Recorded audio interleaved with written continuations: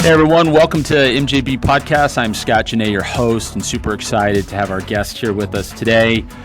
Charles is coming from, are you in Mexico or are you up north? Where are you at now? Yeah, I'm in Oaxaca, Mexico. I'm from Montreal, though, the French part. Yeah, so you're really confusing everybody. So that's great. Certainly. Yeah. Like people always try to figure if I'm Mexican, and then they're like, "Oh, you don't have that accent. You don't look much Mexican." And then I start on a confusing note. So yeah. That's awesome. I love it. So look, Charles is the CEO of TopLeads, and he's we're going to get all into that, which I'm super excited. But I always like to dive in first to what is called our LinkedIn moments, where I like to talk about something positive that's posted on LinkedIn.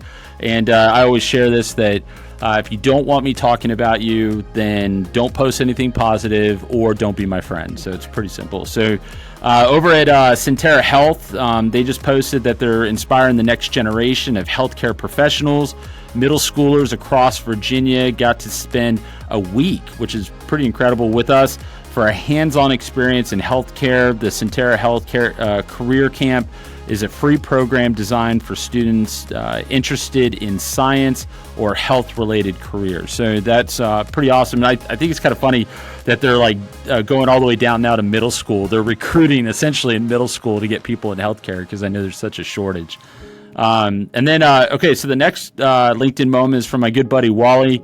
He is the founder and leader of Lab, which is an executive coaching program.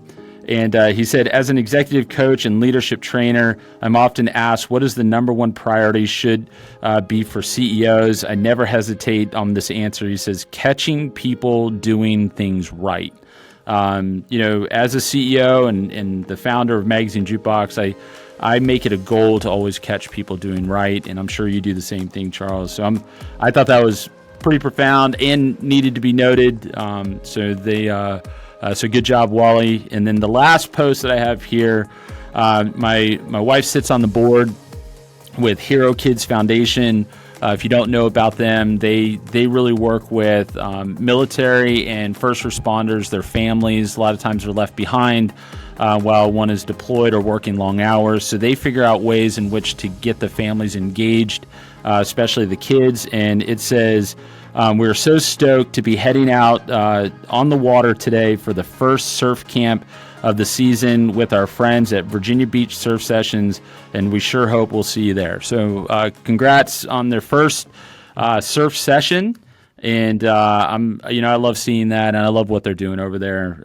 So again, that wraps up the LinkedIn moments, and man, it's just exciting to be back in the saddle here with our podcast and being able to share good that's going on. So look, all right, now the most important part of the show. It's you, Charles. So we're going to talk all about you. So you're going to tell me everything about TopLeads. And look, I have a lot of experience with leads, so I'm going to be picking your brain quite a bit on this. And the goal here is for my listeners and for viewers is that they can help to siphon what's best for them, their company, and potentially TopLeads may be an option for them to be able to use. And you're going to talk us through maybe some warning signs of what to look for from other vendors and companies, and then also tell us what practices maybe they should have. So look, if you're looking for Charles, we're going to post all this on our site, and you're going to be able to see this, and we're going to put it out there in social. But you and pronounce your last name, Charles. It's Cormier. Cormier in French. However you want to pronounce it. Well, I am as Did far I change from last French name as and dishonor my father? I don't, like my last name is Janney, but it looks like Janney. So I get that all the time, and it's from Welsh. And so I thought the same thing because my mother's maiden name is Mastro. And I was like, man, that's a much stronger last name. So, but I just stuck it out. And there's actually a longer story to that, but I always went by Janney my whole life. And my dad, unfortunately, 13 years ago passed away. But when we were back in his hometown, he wanted to do a last hurrah. Everyone was calling him Janney. And I asked him, I said, why is everybody calling you Janney? Of course, I'm 28 years old at the time. And he says, he goes, oh, well, that was simple. When I left for the Navy, I didn't like Janney, so I changed it to Janney. And I was like, Oh, great. So this whole time I've been correcting people when I didn't have to. Like my last name, technically speaking, is Janney. So Right. whatever, I'll take it. So, okay. So we'll post your website, which is CharlesCormier.com for those of you who are listening.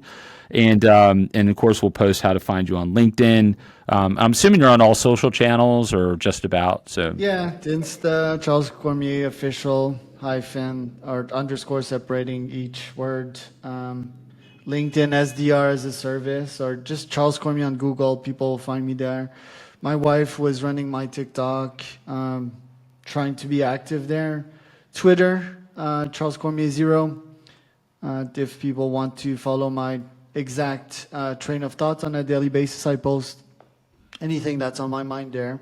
Not afraid to speak up what I think, even if it's wrong. And yeah, LinkedIn would be the most prominent social media, or my newsletter as well. Or YouTube. I run a very successful podcast called CEO Wisdom. Interviewed 3,000 CEOs there. That's and I love to hear that your wife is involved. My wife and I have been doing business together for 13 years, 12 years together. Yes. And it's I say this all the time. It's not for everyone. And so you got to make sure that you are you're prepared for the ups and downs in that, and still operate in a sense of respect for one another and boundaries and all that fun stuff. So I know it's not easy, and so congrats to you as well. And then we always like to ask a random question, and you share this. You have 5 dogs. Yeah. Now, did you have 5 dogs when you went from Canada down to Mexico, or did you just acquire them? No, so we had the first one. We adopted her in Morelia, Michoacan, in Mexico, when we were still digital nomads about 4 years ago. We traveled with her, so we called her Nina Traveler. Her name is Nina. So she traveled in Canada and a couple of places in the world. The 3 others, long story short, my wife rescued this little black dog from the street. She's really cute. It's probably her favorite. Her name is Layla. And she was pregnant when we got her. So I decided, why not? So she had like 8 kids. So we took care of these. I gave 6 away or so. Actually 7, but one we kept, right? So 1 out of the 8. But 1 kept being returned to us. Elvis, people didn't like that one.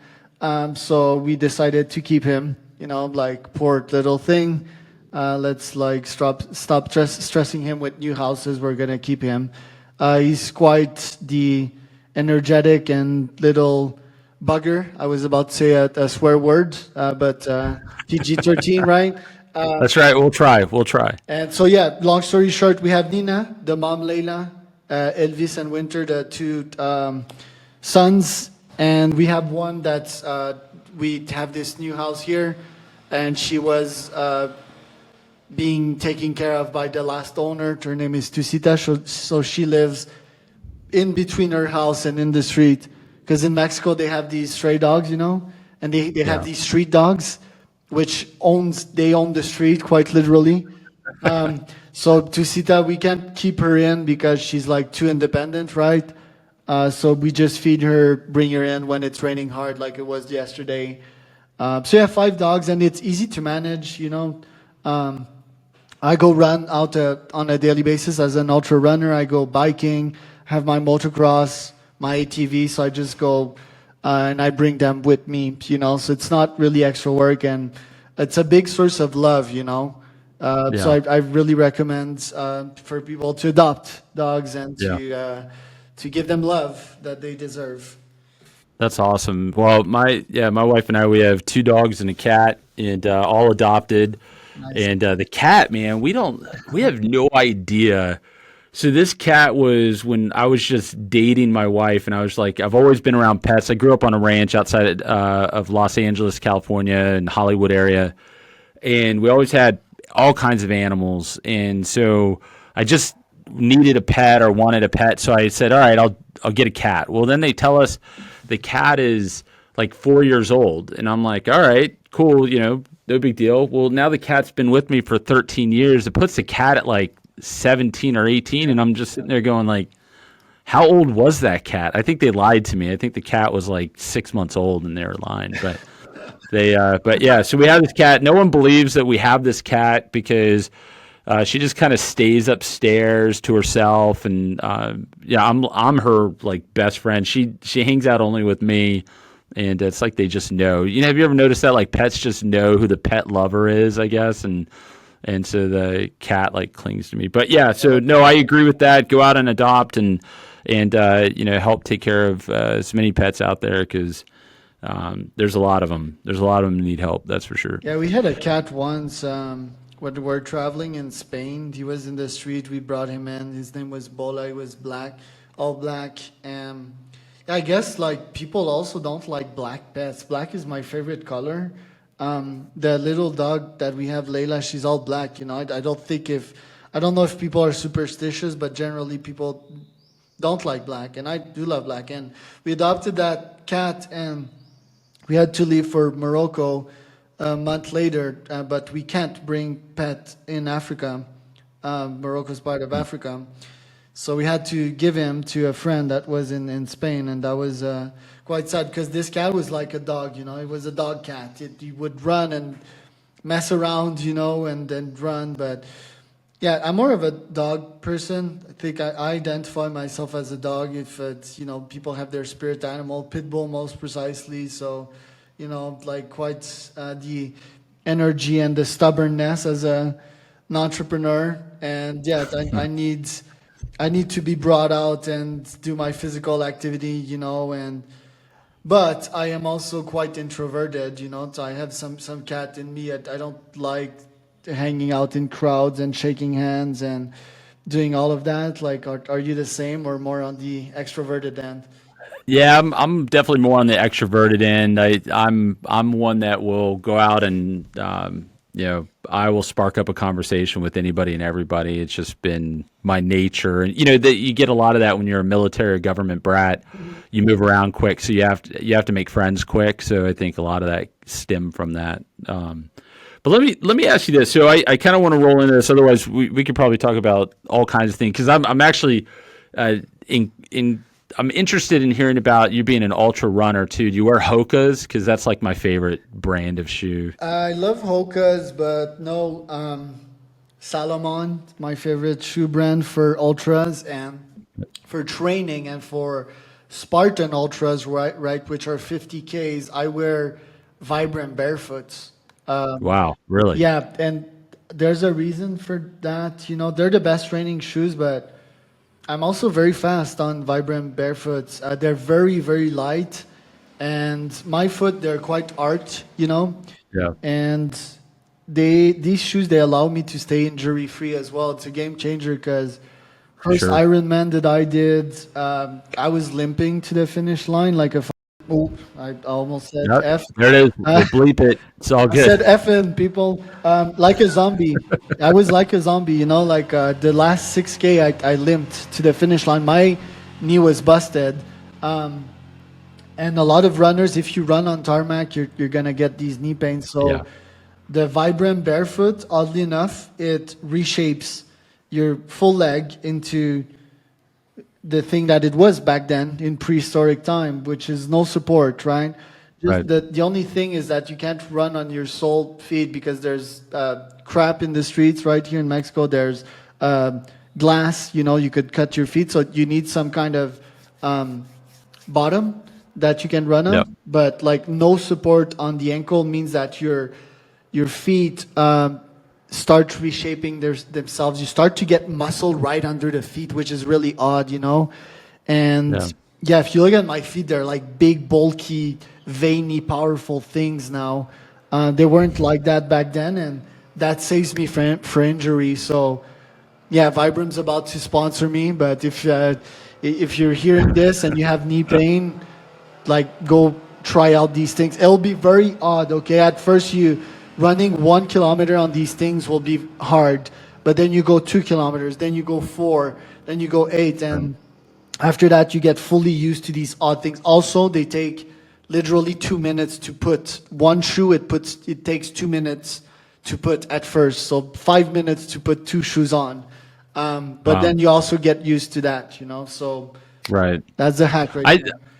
I think it's awesome. And the only reason why I mentioned about Hoke is because I enjoy running. I'm not at your level by any means, but I enjoy running, and I remember like I was having all kinds of foot issues, and when you start running a ton, like that's inevitable. It's going to happen.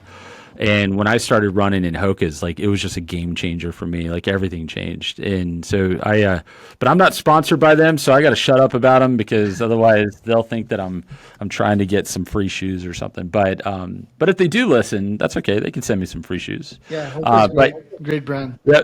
But Charles, let's talk about your company. So TopLeads. So and I'll give you some background history with me. So my wife and I, we've owned multiple companies, and one of our companies that we still own to this day is an insurance company, and insurance is really big on leads. Like we are constantly buying leads, buy, and it seems that you can never find, like if you find someone who's really good at bringing you in leads, then within 3 weeks or 6 weeks, then the leads just get regurgitated and they become garbage, and one thing leads to another, and then you're having to find another lead source. So talk to me, and for those who are listening or watching this, talk to us about leads in general, and what are some of the big trend movers right now, because AI is a big thing and everybody's talking about AI, and I'm just not a believer yet that that's going to be a way in which we all go. And so but yeah, tell us about leads, like like also in there mention what is your top like demographic that you feel is like your best niche for those who are buying leads, because that's important too, because it's not for everybody. Right. Yeah, I checked your background. Pretty impressive, everything that you've built. Congrats on that. And the podcast, Yeah, I appreciate which that. is very fun. And we can talk about podcast as a lead gen mechanism, which is fascinating, which is one of the most underrated channel out there. But I started in B2C leads back then, almost in your niche. I did some insurance leads a couple of times, but I started in generating leads for real estate brokers, which is a very competitive niche, right? Really hard to generate leads for these guys. I used to do it via Facebook ads. So I used to have these lead form on Facebook. That was 2015-ish, and was quite successful at it. Now it was challenging, of course, because so many realtors, they all run the same ads, and then I would have to convince people to get a free estimate of their house, via Facebook. So fill in your information here. We'll come back to you with a free house estimate. And we had a bunch of other offers like that. So this one, I used to have 100-ish clients. I was only charging $300 a month. So that gave me a 30K MRR at around 22 years old. And Not bad. yeah, Not it bad. was good, but Slacking a little there, Charles. the what? I said you're slacking a little there. 30K MRR. Those who don't know, MRR is monthly reoccurring revenue. Yeah, so it's around 350K a year as a 22-year-old traveling the world, living the life. But the clients were tough, man. And then at some point, like had some reputation issues. I was hiring some employees and they weren't doing the best job and so forth. So I was like, okay, yeah, I'm doing my best serving these guys. They're never happy. And I don't want to be a realtor, like I wanted to work with my ideal type of client. So I went like, okay, I'm stopping this. Plus we were in the pandemic at this time. It was like 5 years later. I had a bunch of other business, but long story short, I stopped doing that. I went more into B2B. That was another thing that was bothering me. I didn't like B2C. I didn't like serving normal consumers. I wanted to only serve the folks that I wanted to be like and generate leads in that niche, B2B, which is harder. So I was like, okay, why not try this LinkedIn thing and connect with 50 people a day, generate leads, do the same for my clients, LinkedIn outreach as a service. That was great until LinkedIn started restricting people and putting people that would do outreach in the LinkedIn jail. So I was like, why not test out this cold email outreach thing with a tool that I discovered, Apollo.io, and discovered I could outreach to 10,000 contacts with 50,000 emails a month, and I could scale that. It's like, holy moly, That's this huge. is working. I can scale it. I can make tons of money. I can work with my ideal clients. This is the way to go. So that's how I ended up serving serial tech entrepreneurs, doing B2B lead gen. That brings me up to this day. Got a bunch of business. I run a portfolio of SaaS agencies, podcasts, and so forth. My best tips for leads, although it's a bit outdated in the insurance field, it's not too B2C. First, it's to go B2B, right? B2B insurance. I have a buddy of mine, an ex-co-founder of my first business, which was a nootropic 10 years ago. He's into commercial insurance, and he makes probably, steady 300, 400K a year. B2B. And he's about to hit the million pretty soon, So, I mean, that would be my first biased tip. And second, LinkedIn outreach and cold email outreach, right? Send out campaigns there, multi-touch sequences. We can get to AI eventually, but I'd start with the basics, right? Which is going with the pain points of your clients. What negative sentiment are they feeling from not achieving a goal of theirs, and how can you help them get to that goal? In your case, in insurance, it's selling mental safety, mental peace, serenity, and the fact that if they get into trouble, the insurance will save their bums, and not get them into tricky situations, right? So Nice curve on words there. I like that. They, he's, folks, he is really restraining himself here, which is great. Like I can appreciate that.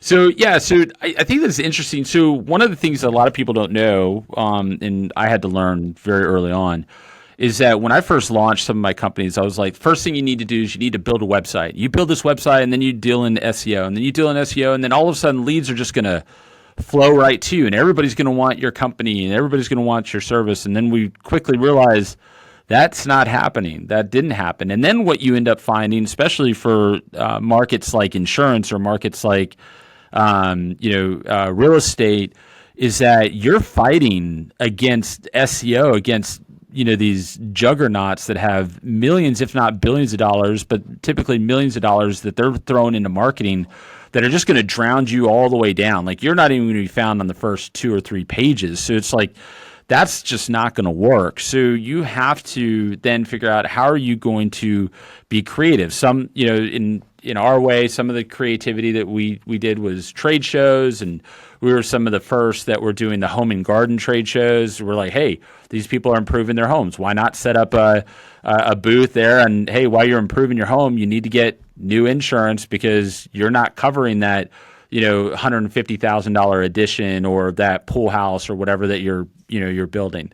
So that worked out really well, but then everybody kind of caught on to that, just like SEO and everything else. So what you find is that you need lead companies, and you need to feed, as we like to say, feed the beast. Like you've got to feed the beast. And if you have sales reps, or if maybe you're the only, you're a solopreneur, or you're trying to figure out how to get in front of the right people, you, at the end of the day, you have to be involved in buying leads. Like there's really no way around that. Now, there's many different types of leads, like you were talking about, Charles, where it could be email, it could be LinkedIn. I mean, there's all kinds of different options in which someone can do.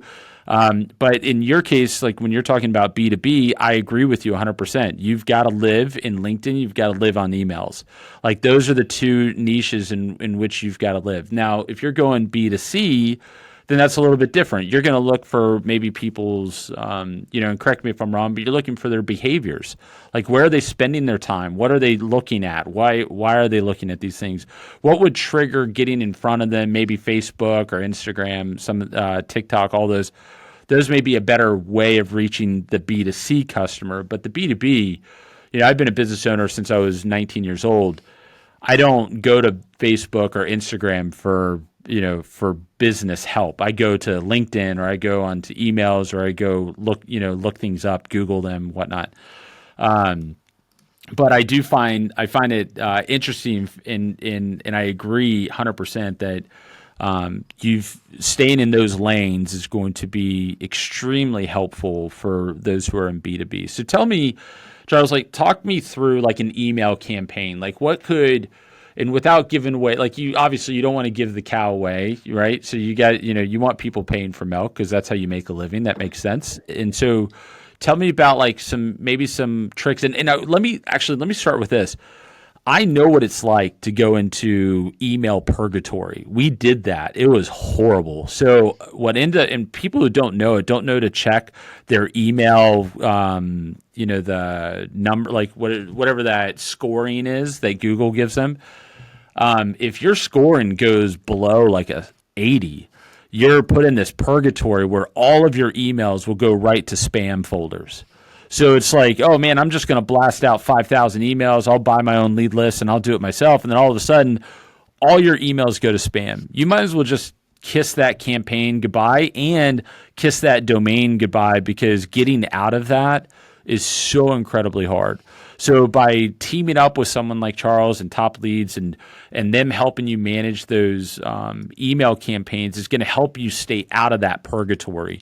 And when you have a domain like ours with Magazine Jukebox, like it's at magazinejukebox.com. But if that domain and that, whatever they call that, when you send out an email with that tag on there, if it's going to spam, it was so bad that I was even emailing my coworkers and it was going to spam. I was emailing people that I was emailing with on a weekly basis, and it was coming back, like they said, oh, I never got your email. And be like, what do you mean you never got my email?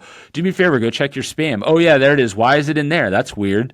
And so come to find out that fell on us. No one was tracking and paying attention to that. So extremely important for our listeners, viewers, is to understand that you can't just go out there randomly spitting out tons of emails, because you will get put into that email purgatory, and you do not want that. I think it took us like 90 days to get out of that thing, and that was grueling. And the only reason why everybody said it would be easier just to change the website, like just change your website, change your email, because that's going to be easier. But the only reason why we didn't is because we were young, we were still very infant stage, and I did not want to lose at magazinejukebox.com at that point. So which was crazy. So tell us, Charles, like what are some tricks, some hacks maybe that you can share with my listeners and viewers on what they could be doing on a small base, and then at what point do you feel like it's best that they reach out to TopLeads? Like at what scalable time? Because I know as a company that just starts out that has like a $200 budget may not be the right fit at that time. Like figure out other ways. But when they have, okay, I have $1,000, $2,000, $5,000, $100,000 marketing budget, that may be a better time to jump on. You tell us. Yeah. First, I think one of my best clients back then as realtors, they took control of the lead channel. And that's how they got big. So they weren't buying, they were buying leads still, right? Never give up on a source of leads that's working. But they also started hiring people internally to create lead gen. And I think that lead gen is a moat in this type of business. If you have a system to constantly generate more leads than the competition, that's how you dominate the market. And these clients were fun to work with, right? They were multi-millionaire realtors. They were ambitious, they were my type, just that they were the 1% of my clients. And in Quebec, like there's not much ambition in there. So this was fun. Now, I'm fine with giving the cow away, like I'm fully transparent and people don't need to buy my services. I didn't come on this spot either to pitch my services, but just like value and A/B testing. I'm a serial experimenter. So insights for the audience here.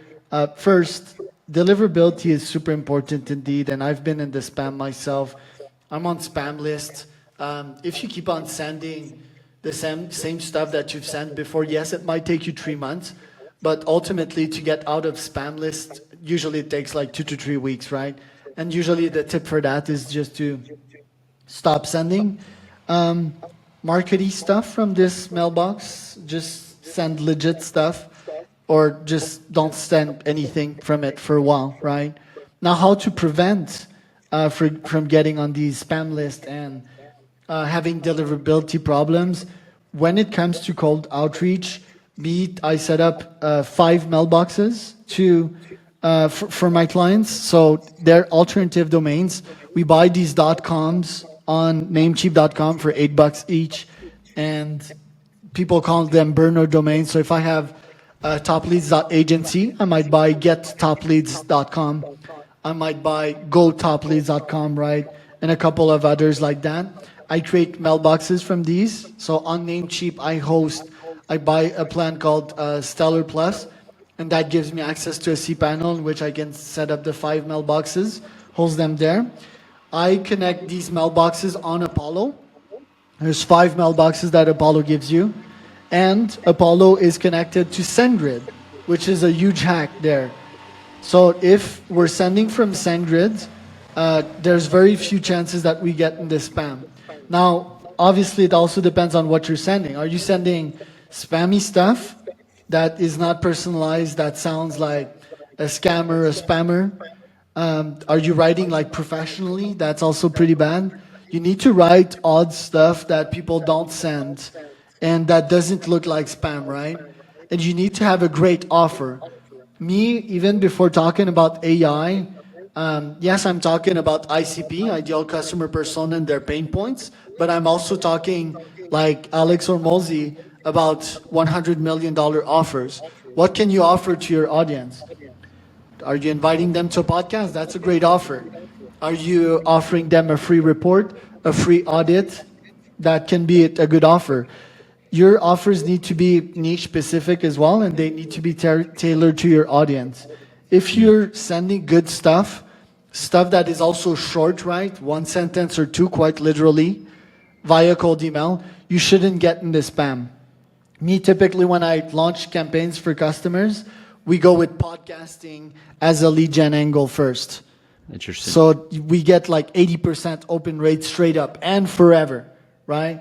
And very high reply rate as well. And that way, that is my warm-up. I don't really have a warm-up. Most agencies, they need 2 to 3 weeks to even start sending something, and they use like the classic warming up tools. I don't. You just need to send good stuff from the get-go. And also, yes, probably avoid some niches like, I don't know, cybersecurity or a huge corporate firm, you know? But then you're good. You get these high open rates pretty much forever. If your open rates fall under 40%, I start to be preoccupied. You know, I start to be like, okay, we're not getting anywhere with this offer. People are not liking it. And usually it's because people flag you as spam. And when people flag you as spam, they're literally saying your offer sucks or you suck, you know, get out of my mailbox. You're just a plague here. But if you write fun stuff that adds value to people, you'll stay out of spams. Man, I love that. And I applaud you for your restraint here. So I appreciate that. But because people do suck. I agree with that 100%. But what's interesting is like, I remember one of my emails, and I put in there, I said, do you know what Magazine Jukebox and Green Eggs and Ham have in common? And I remember like in the email I put in there is that I said, we're persistent. Green Eggs and Ham will ask 69 times before he changed up the question the 70th time to get the sale from Sam I Am. So it's like, it's really funny. Like that's one of the best sales books ever is Green Eggs and Ham. I tell people that all the time, but yeah, it's what a great nugget that you put out there, and so accurate. Like, what does it hurt to make an email be valuable? Like, why not make the email valuable? Like, wouldn't you rather have, if you're going to have emails coming in to you, like, wouldn't you want it to have some substance behind it? Like I would. So, and these business owners or marketing teams, they have to understand that someone like myself, or even like you, Charles, I'm sure, we get like 200 emails a day, so if we have 200 emails a day, we only have a split second to make a decision if we're going to open something or not. And if we keep getting hit, like, oh my gosh, like this one, I get hit every single day, which is, hey, my colleague emailed you. Did you get this? Did you get that email from my colleague? And we did it. And I'm like, I already know that I never got that email from your colleague, or I ignored that one. So I'm certainly going to ignore yours. Like And so these like just bring good substance and you watch how this unravels. So look, Charles, I know that I could talk to you forever. I try to keep these podcasts fairly short, but what's the best way for someone to find you so they can start talking to you? Yeah, Charles Cormier on Google or TopLeads.agency. Awesome. We're going to make sure we post that. We'll have it, and we're going to link up. Our marketing team will, of course, get everything out on our end for you. This is why podcasts work so well, right? Like, I'm inviting you into my circle, and I'm going to be brought into your circle, and that's how it works. Right. And so, but yeah, so look, this time of the podcast this gets a little interesting. So hopefully you're okay with this. I'm going to ask you 2 questions. Well, it's really 4 questions, but it's 2 per question, I guess. So this is called Would You Rather, or Pick Your Poison, however you want to put it. But okay, so would you rather have the ability to see 10 minutes into the future or 150 years into the future? 150 years. I'd already have a 10-minute glimpse in the future with the product market fit machine that I run with cold email. I already can see probably 7 days to 7 months in the future, let's say. That's 150 awesome. year would be friggin' amazing. Oh yeah. Did you ever watch the movie Back to the Future? All I think about is like the almanac. Like if I could just get that almanac, like we wouldn't even have jobs. We would just be at the sports game betting on sports the whole entire time. Yeah, but although the almanac's no longer any good. Yeah, if you the almanac. Yeah, go ahead. Sorry.